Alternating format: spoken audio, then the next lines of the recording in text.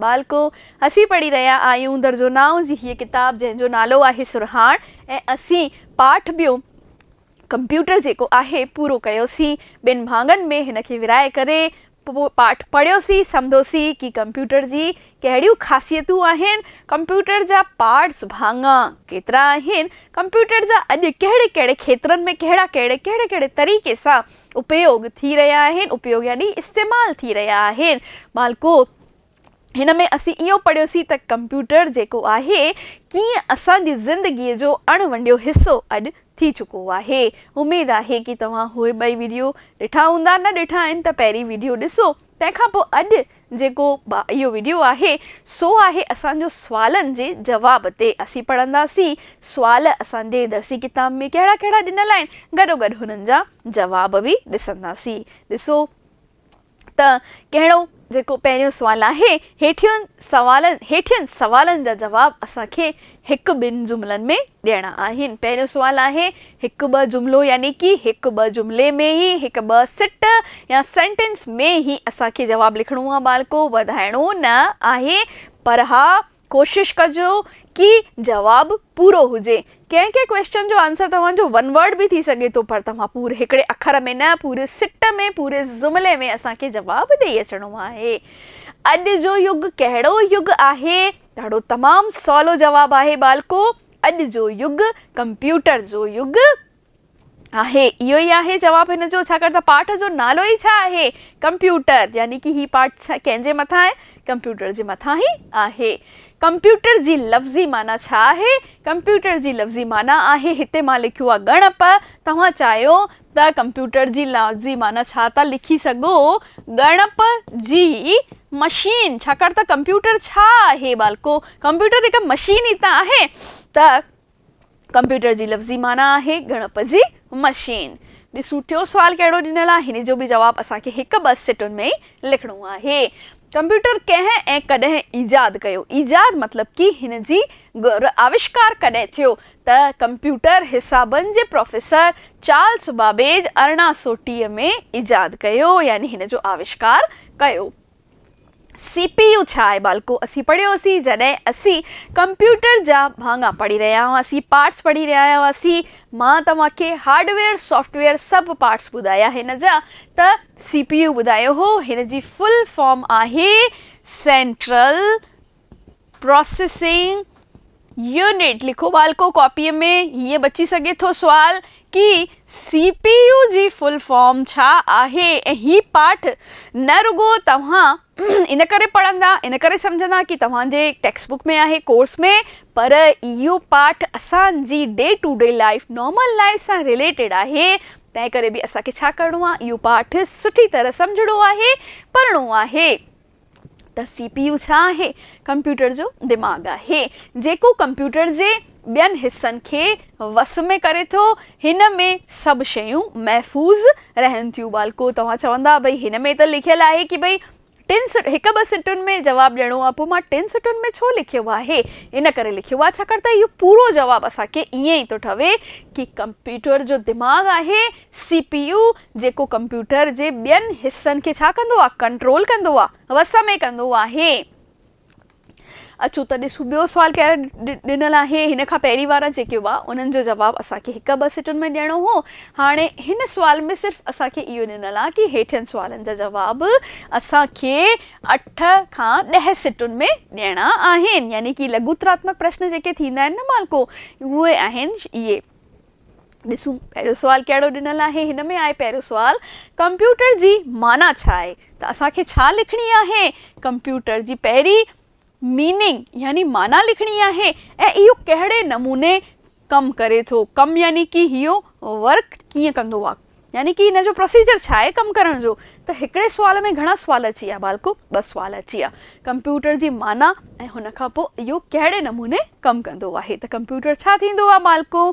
Computer थींदो आहे ॻणप जी मशीन। ॾिसूं त असां उम्दी भाषा में हिन जे सवाल जो जवाबु कीअं लिखंदासीं।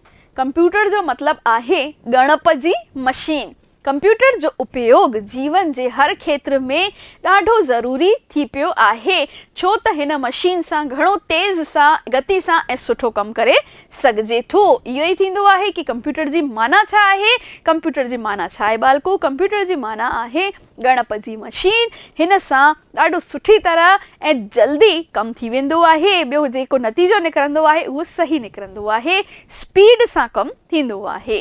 कंप्यूटर जो हिकु ज़रूरी हिसो छा आहे? CPU आहे, जेको सभिनी सूचनाउनि खे जेको महफ़ूज़ रखंदो आहे। हाणे असांजो सुवाल इहो ॿिए जो जवाब थो शुरू थिए कि इहो कहिड़े नमूने कमु कंदो आहे। त इहो कहिड़े नमूने कंदो आहे? मॉनिटर में त केवल असां टाइप जेको कयूं पिया या असां जेकी हुन में इंसर्ट कयो आहे डेटा विधो आहे सो ॾिसणु ईंदो आहे असांखे, पर आख़िर इहो वर्क कीअं कंदो आहे? उहो जवाबु हीअं शुरू थो थिए बालको कि कंप्यूटर सां कनेक्टेड CPU थींदो आहे, जेको हिन जो दिमाग़ चवाराईंदो आहे। कंप्यूटर डेटा प्रोसेस डिवाइस में सूचनाउनि खे वधीक देर ताईं महफ़ूज़ यानी सेफ सुरक्षित रखी सघे थो। यानी कि हिन में छा थींदो आहे कि हिकु दफ़ो असां सूचना भरे छॾी त कागज़ त वरी बि कुझु सालनि में ख़राबु थी वेंदो या फाटी वेंदो, पर कंप्यूटर में जेकी असां सूचना विधी सालो साल उन में सेफ पई हूंदी आहे।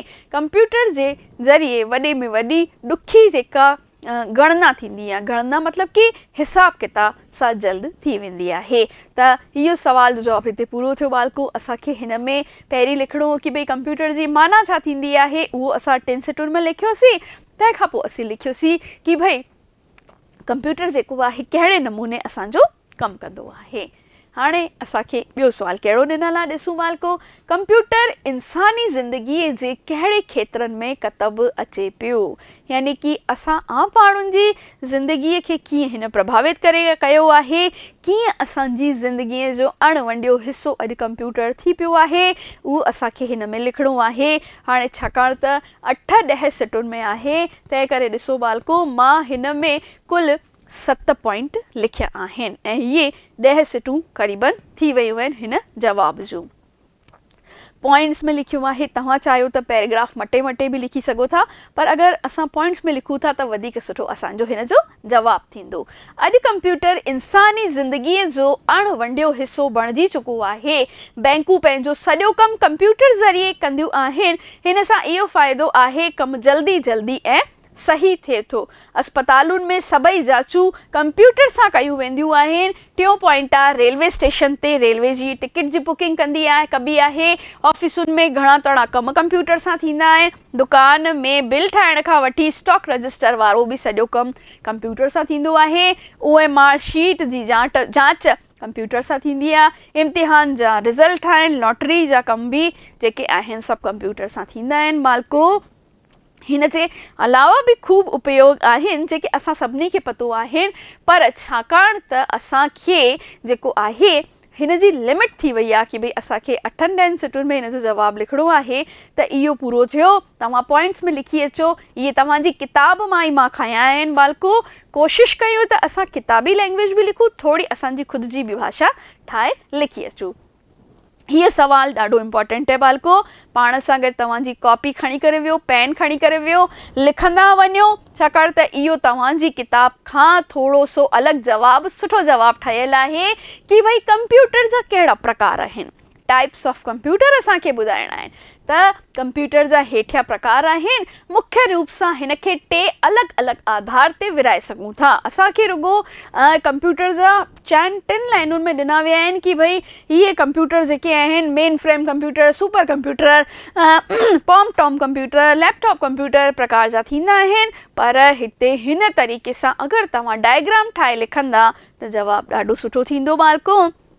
ॾिसूं त कंप्यूटर जा घणा प्रकार थींदा आहिनि। पहिरीं मां हिते लिखी छॾियो कंप्यूटर, ऐं मुख्य रूप सां हिन खे 3 भाङनि में विरायो वियो आहे। पहिरियों कार्य प्रणाली जे आधार ते, यानी ही कमु कीअं कंदो आहे। ॿियो उद्देश्य हिन जो थींदो आहे, उद्देश्य जे आधार ते।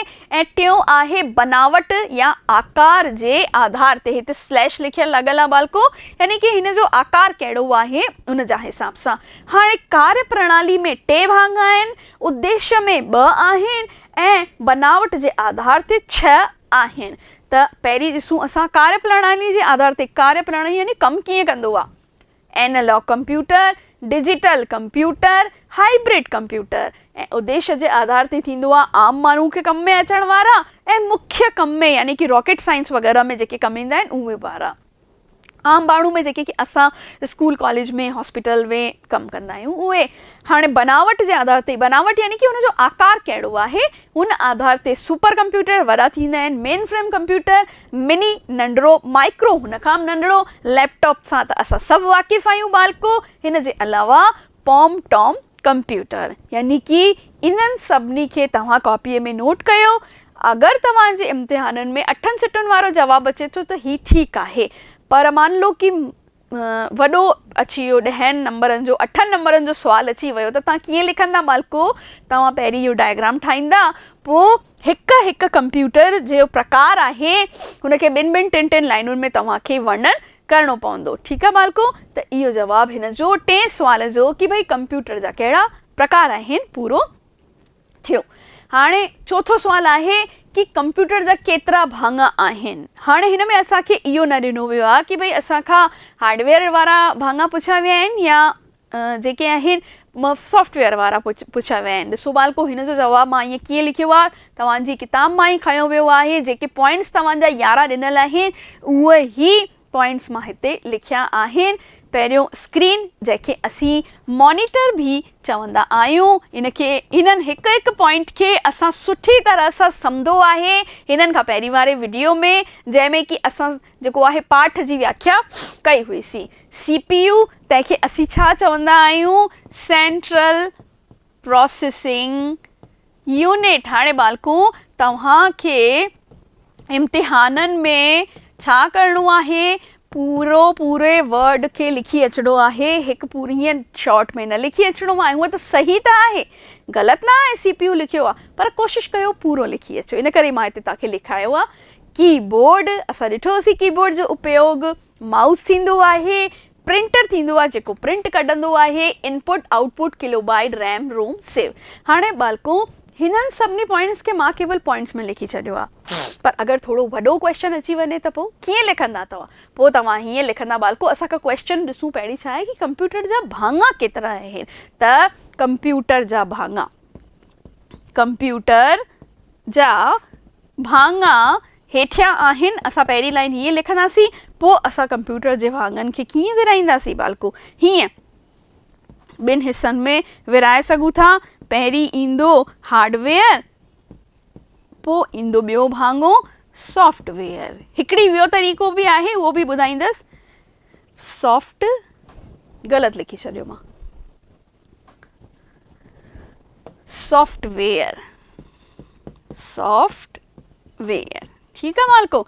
ऐं हाणे पोइ हिननि में जीअं मां तव्हांखे कैटेगराइज़ करे ॿुधायो न, भई हिन में जीअं ईंदो आहे हार्डवेयर में प्रिंटर थियो, माउस थियो, कीबोर्ड थियो, स्क्रीन थी, ऐं सॉफ्टवेयर में असांखे छा लिखी अचिणो आहे? रैम, रोम, मेमोरी, सेव, इहे लिखी अचिणा आहिनि। डेटा थिया, इहे थी विया।